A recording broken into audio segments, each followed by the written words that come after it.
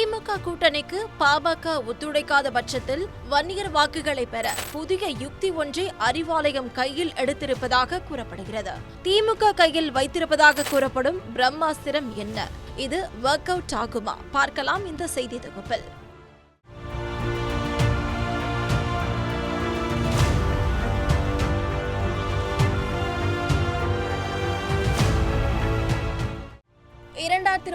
தேர்தல் களம் அவ்வளவு எளிமையாக இருக்காது என்பதால் பாமகவை எப்படியாவது தூக்கி வந்து தங்கள் கூட்டணியை பலப்படுத்திவிட வேண்டும் என திமுக திட்டமிட்டு வருவதாக கூறப்படுகிறது.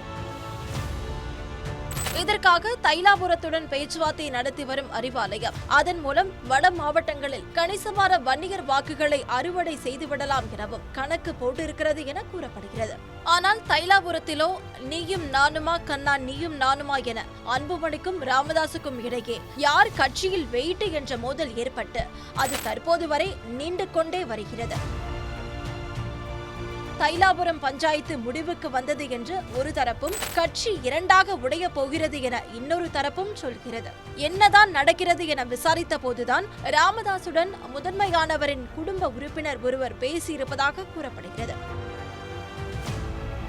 ஏற்கனவே பல முறை கூட்டணி தொடர்பாக நடந்த பேச்சுவார்த்தையின் தொடர்ச்சிதானாம் இது எனவும் கூறுகின்றனர் விவரம் அறிந்தவர்கள். அந்த வகையில் பெரியவர் அறிவாலயம் பக்கம் சாய்ந்தால் சின்னவர் தாமரை பக்கம் சாய்வதற்கான ரூட்டை எடுப்பார் எனவும் இதனால் பாமக இரண்டாக பிளவுபடுவதற்கான சூழலும் உண்டாகலாம் எனவும் தைலாபுர வட்டாரத்தினர் கூறுகின்றனர்.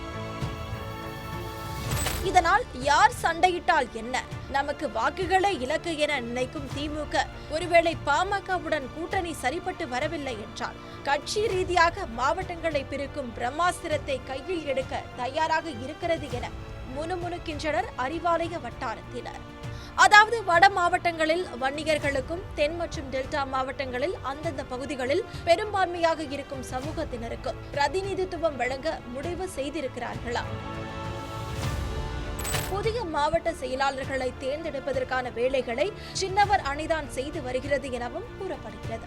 இன்னொரு பக்கம் சின்ன டாக்டரின் அதிருப்திக்கு ஆளாகியிருக்கும் மணியான முன்னாள் தலைவரை திமுகவுக்கு தூக்கும் பேச்சுவார்த்தையும் சத்தமில்லாமல் நடந்து வருகிறது என சொல்கின்றனர் உடன்பிறப்புகள். இந்த நிலையில் தைலாபுரத்தின் தந்தையும் மகனும் ஒரு முடிவுக்கு வந்து திமுகவுடன் கூட்டணி அமைப்பார்களா அல்லது வன்னியர்கள் வாக்குகளை பெற திமுக பிரம்மாஸ்திரத்தை கையில் எடுக்கிறதா என்பதை பொறுத்திருந்துதான் பார்க்க வேண்டும்.